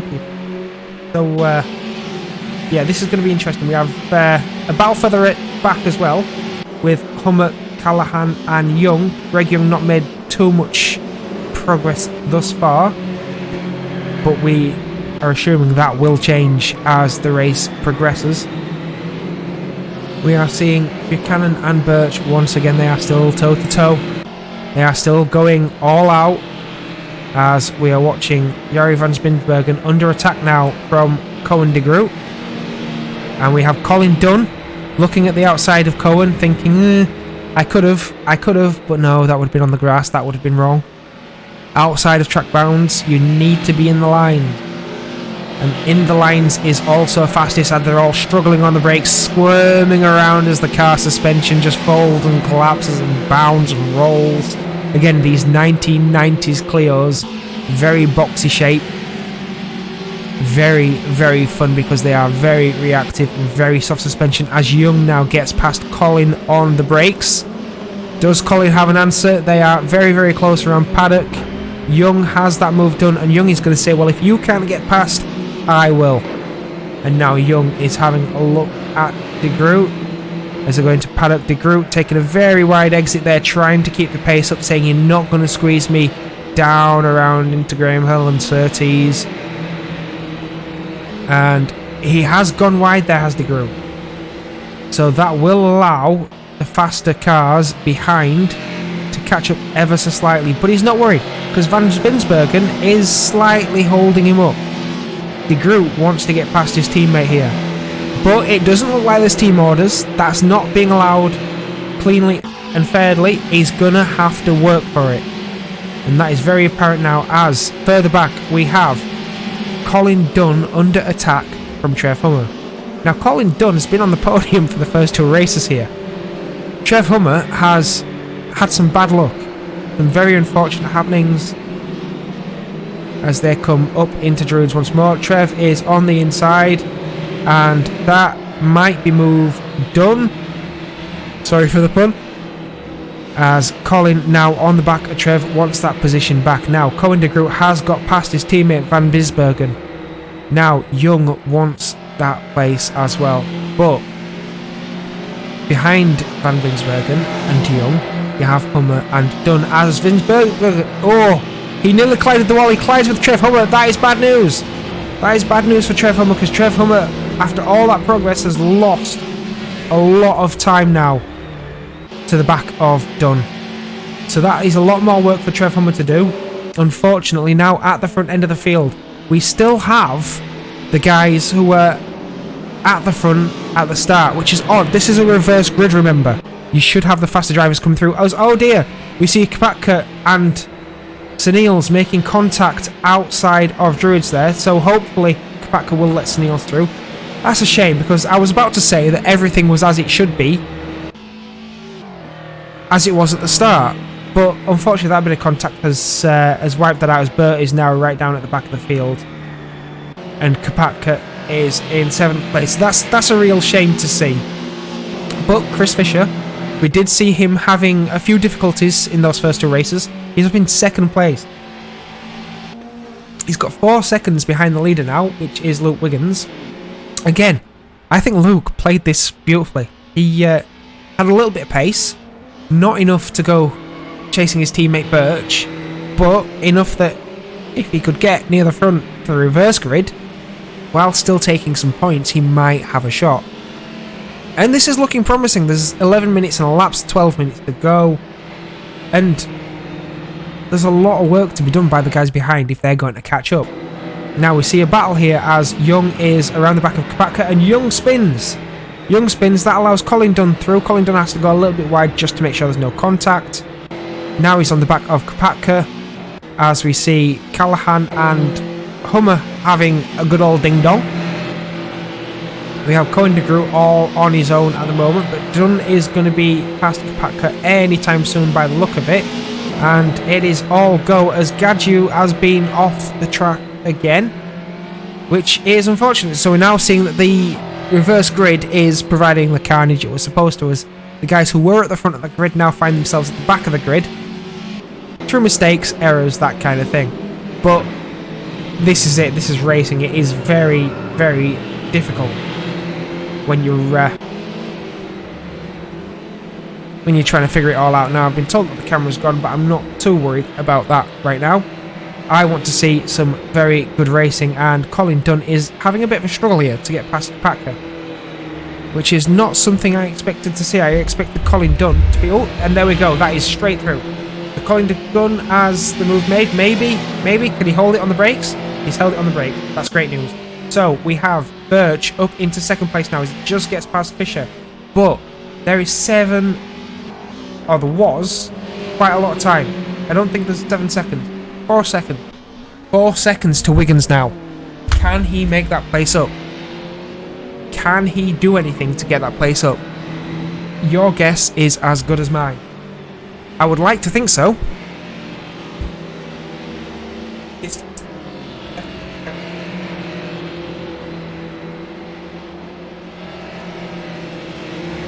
What else do we have happening on track? We have Callahan and Hummer having a bit of a ding-dong further back, as Callahan is a little bit scruffy over that apex. Trev Hummer thinking, where am I going to get past you? What's going to happen here? And further ahead, we have Buchanan having a good old battle with Dan Collins. Dan Collins very, very happy to be in 5th, no doubt, at the moment. But that's all about to change. As on the brakes, Buchanan is going to go through, as we've got a car in the gravel there. And we have Cohen DeGroot now lining up behind Dan Collin. Dan, of course, doing very well at the moment for the Driftworks team. He wants to score as many points as possible, and he's going to do his best to score as many points as possible. This is very exciting stuff as the leaders now start to get towards the front end of this grid. Again, we have Hummer still battling with Chris Callahan as they're swapping places. Colin Dunn on the grass. What has happened there, Colin? Again, I look away from Colin and he's off the circuit. Do I have to leave the camera on you, Colin? What is happening? I'm hoping again, fingers crossed, I'm hoping it wasn't contacts, but again we have a train now. We have Callahan, Patka, Hummer and Young all fighting for this 8th place. Patka goes inside, Trev Hummer goes outside. Patka's late on the brakes. Does he have that move done? Sideways into paddock. He has that move signed, sealed, delivered. But Trev Hummer now looking at the back of Patka, thinking, can I get this move done around the outside of Callahan? Can I stick it around the outside? Can I carry the speed? But no, it doesn't look like it. Not this time. Callahan holds onto that place for now, but Trev Hummer's thinking inside. No, not quite now. Trev Hummer is under attack from Young, but Young is under attack from Dunn. Dunn might have got past Young there. That is very, very tight. You've got 3 wide nearly as they come towards the final turn. Colin Dunn is past Young, but Colin Dunn is now on the back of Trev Hummer. Trev Hummer, who is on the back of Chris Callahan. Chris Callahan, who is now on the back of Kapaka. This is interesting. There's a little bit of space opened up as the cars are battling. Colin Dunn is going down the inside of Trev Hummer. Trev Hummer might just allow that to follow Chris Callahan up to the next 2 cars. But Young is now having a look at the back of Trev Hummer, thinking, Trev, you've allowed that. Why not let me pass too? I want to come through. I want that position. I'm going to have it. So we have Young now looking at the outside of Trev Hummer. Can I get past Trev? And if I can get past Trev, does that mean that I can take the fight to Dunn? It doesn't look like that's happening right now. They've spread out a little bit. All these battles have mingled and settled down for the moment. But this is exciting stuff. We have Birch. Seems to be closing in on Wiggins there. 1.8 seconds. That is fair going. There's 5.5 minutes plus the laps. That's 6.5 minutes of the race remaining. There is going to be a battle for first place. Absolutely. We have Chris Fisher still in 3rd place, still doing very, very well. We saw him have some issues in race 1 and 2, but he's there. He's there. 3rd place, podium position. Can he hold off Jamie Buchanan? 3 seconds back. Dan Collins, can he hold off Cohen de Groot? Keep that 5th place position. I would love to see that. I would love to see Dan right up at the sharp end of the field. That would be fantastic. But Cohen de Groot isn't alone. We've got Stefan de Groot just behind, and if Dan and Cohen start battling, Stefan's going to be right on the back of these two. That could end in tears. It could end in drama. It could end in fireworks. And I'm hoping for fireworks. So we have Patka once again leading Colin Dunn, but Colin Dunn fancies a bit of this. We have Hummer and Young having a bit of ding-dong back there behind Chris Callahan. Chris Callahan's watching in his mirrors. He sees all this unfolding. He's thinking, who am I going to have to defend from next? Trev Hummer says, me please. This is later on the brakes into paddock. Young thinks, what did I do there? How do I get that place back? So he goes down the inside for Druids. Trev sees that, thinks, maybe I can stick it around the outside. Not this time, Trevor. Gonna have to concede that position and have another go. So Trev winds it up. A little bit wide on the brakes there. Is that going to cost him time? It seems to have, but that's allowed Young now to get back onto Callahan. Callahan is now being looked at by Young as Young's trying to go around the outside here. That's a very weird move. Trev Hummer just gives Young a bit of a push. Says, come on, I'll come with you. But Trev needs to carry the space. He needs to be a bit closer than that if he's going to follow Young through, because Young has that move done for now. Can Callahan come back at him with anything at all? It doesn't look like it. It looks like Young's kind of walked away from that, and Callahan's now defending from Trev Hummer. Trev Hummer really wants that position badly, but Young is thinking of late defending there. Chris Callahan might have seen something there, as we have Bart. Bart Senils is now on the back of Trev Hummer. This is now a 4-way fight. Once again, people, a 4-way fight with 3 minutes to go. So you've had 12 minutes of racing, and still we are finding 4-way battles in these little Clios. It is amazing to see. So we have Callahan going quite wide there on the entry into the final turn. And Trev says, thank you very much. I'm going to get after Young. You can sit there and deal with Bart. As Callahan goes very wide onto the pitch straight through Clark's. Is he just going to let Bart have this? Has Callahan had enough? Has Callahan just thought, well, no, I just want to get around the race without crashing. Thank you very much. I'll let you guys do all of that and I'll just come home wherever. I think so, because Bart's... Chris was defensive there. Definitely got the move done on Bart. Further up we have Hummer and Young. Not quite there just yet, but this battle between Callahan and Bart Senil seems to be quite raging. I think Callahan just thought, Young and Hummer, obviously faster, I'll let them go. I don't want to let Bart go though, but he might not have a choice if he gets any more sideways than that, because that was very sideways coming into the final corner here. Let's have a look from on board Callahan, see what he sees. So we have the mirrors there, rear view mirror, side mirror, his left hand side mirror. You can see Bart Senils in all 3 of those mirrors as he comes down on the brakes into the paddock hill bend, and he's wide. He's very wide, but he just about saves it. Bart's going to send it down the outside because Chris has covered the inside and Bart has gone deep. Bart has gone very deep, but can he hold that around the outside? Can Bart hold that around the outside? He has done. He has done. So now Chris is on the attack as he just gives Bart a little push there. That pushes Bart forward, not sideways, so Chris seems to have had to concede that position. Fantastic racing from 2 very good drivers all the way at the back of the field. It doesn't matter that they're at the back. They're having a stonking time out there, wheel to wheel. Like I say, 4 cars having a battle with a minute to go is fantastic stuff. Now, I did promise we would see a battle for the lead. Voila! We have Wiggins under attack from teammate Nathan Birch in the 939 Corsa cars. What is this going to provide us? Is Wiggins going to allow Birch through? Is Birch going to allow Wiggins to win? Or are they going to fight to the death? I don't think it's to the death, but these guys are going to go toe-to-toe because Birch has had 2 wins already. A 3rd win would put him at the very front of the championship, without a shadow of a doubt.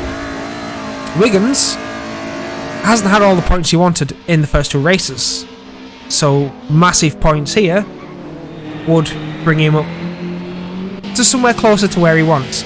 So this, half a second between them. We know that Birch has much more pace. He's caught up 4.5 seconds over the past 7 minutes. Yeah, this could go down to the line. So this is clock out. This is the penultimate lap. They're going to come around onto the pit straight, and they're going to go around once more. Can Birch do anything? Birch doesn't seem to be gaining. Is he just going to sit behind Wiggins? Is this it? Is this all they've got for us? Meanwhile, we have a battle between Cohen de Groot. Is it Cohen? It is. It's Cohen de Groot and Dan Collins. They're very close at the moment. But I'm more interested in what happens here. Is Birch just sitting behind? Is he going to allow his teammate to have his first podium position with the VRCC? Or does Birch want a clean sweep? That is the question. Because we don't know what's happened on the other server. We don't know whether the Zancho boys have had clean sweeps. We don't know whether anybody's taken it to the Zancho boy. But there is less than 4/10 between them now as they come across the back of the track. And I'm seeing a little bit later on the brakes there from Birch, but I don't think it's enough. I do not think that Birch has got enough to take this victory. He's closed right down onto Wiggins. 2/10 between them, but that's not enough. He doesn't have the speed. Wiggins is going to take his first victory as he does. Well done, Luke Wiggins. First victory in the VRCC. Followed by Nathan Birch in second place, Chris Fisher in third. Jamie Buchanan takes his 4th place, and Dan Collins, very respectable 5th place. Well done for that recovery, with Cohen de Groot right behind him in 6th. In 7th place, Stefan de Groot and Colin Dunn in 8th place. We have Greg Young coming across the field with space from Trev Hummer in 9th place. Trev Hummer comes across in 10th place, just cruising his car down, and Kapatka in 11th place. Callahan in 12th, as I just changed the camera here because you can't see the liveries. Barsneal crosses in 13th, with Gadgiu coming across in 14th, and Van Binsbergen and Molnar not crossing the line. As we know, Van Eden did not finish. So what a fantastic race there. I really thought that we'd have a proper battle between Birch and Wiggins. I did not expect the two of them to just allow one another to take a victory. But either way, that was absolutely fantastic racing. I am very, very happy that I got to commentate on that race. It was amazing. So guys, tell me what you thought about that in the chat. I'm going to try and get a driver over if I can. Let me see if Birch wants to have a chat. That would be interesting.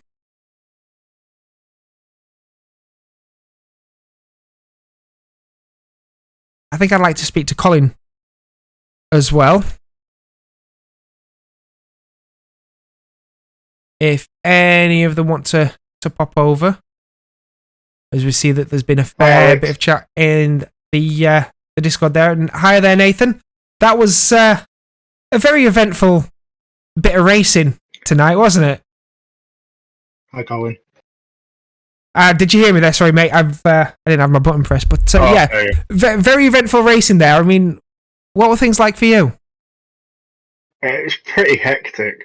I was quite fortunate in that race. Just the gaps opened up just in front of me, so I didn't really have to do that much overtaking. But then you were catching up to your teammate quite a lot there in that final race, and the last couple of laps, I think you were a few tenths away. I mean, was it planned that you'd let him win, or were you really going for it? No, I was really going for it. I was trying to get him on that last lap. I think maybe a couple more laps would have got him, but he was defending really well. Yeah, to be fair, I mean, it's been a fantastic bit of racing from the 939 course, guys. I mean, have you done much practice? I mean, a lot of the guys I've seen have done 200 plus laps. I mean, what was practice like for you? Yeah, we did quite a bit around Tsukuba, ready for the evaluation night, and similar around here. I've probably done about 100 laps. I think Greg and Luke maybe around 60, 70. But been helping each other with setups and racing lines and what gear to take around certain corners. So it definitely helps. having 3 people of a equalish pace. Yeah, fantastic stuff. Now, I think we're also joined by Colin Dunn as well. Colin, you had some fantastic racing there, and let's not beat around the bush. There was some brilliant racing, but there were a couple of times where disaster struck. I mean, what happened? Just hard racing in the mid pack. Couple of mistakes by myself. There was one occasion got onto the back of someone at Graham Hill Bend, and they were just slower off the exit than I expected. Ran into the back of them and put us both on the grass. Yeah, fair enough. I mean, it seemed to be one of those unfortunate things. The second I'd look at another battle, then I'd come back and you were somewhere else. But I think between the entire field tonight, there's been some fantastic racing. I mean, do you have any favourite points, either two of you? For me, one of my favourites from that one, I managed to get Chris Callahan around the outside at Druids, which I'm dead chuffed with because he's normally beating me in the VTCC races. Well, we can't let him leave that one down then. What about yourself, Nathan? Any favourites? For me, it's got to be race 2 where Colin was right behind me, keeping the pressure on me all race. It was good fun, that. Yeah, well, to be honest, I mean, the fun's been all mine, really, getting to watch that and commentate on it. It's been an absolute pleasure. So thank you very much for the racing, guys. Thank you for the results. It's been great to see you guys right up at the sharp end and battling as hard as you have. These cars have provided some great racing. Have you got any advice to the people that want to join us? Get onto our servers and start having a bit of practice. Everyone's very welcoming. Everyone will give you a bit of hand if you need some. I've been guiding Trev Hummer as well, even though he's not in my team. Fantastic stuff, and I think I've been saying that message all night, and it really is true, guys. So thank you very much for joining me in the comms. I'll let you go and enjoy the rest of the night and calm down a bit, because I'm sure you're all a bit sweaty and worked up. But yeah, thank you very much, guys. Cheers, Alex. So with that is the first round of the Clio Cup done and dusted.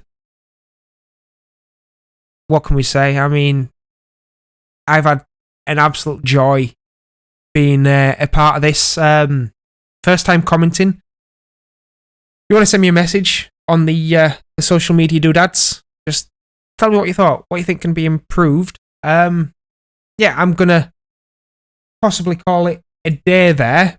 But if any of you have got anything you want to say, anything you want to tell me, just yeah, I mean, what could be improved is basically what I'm saying.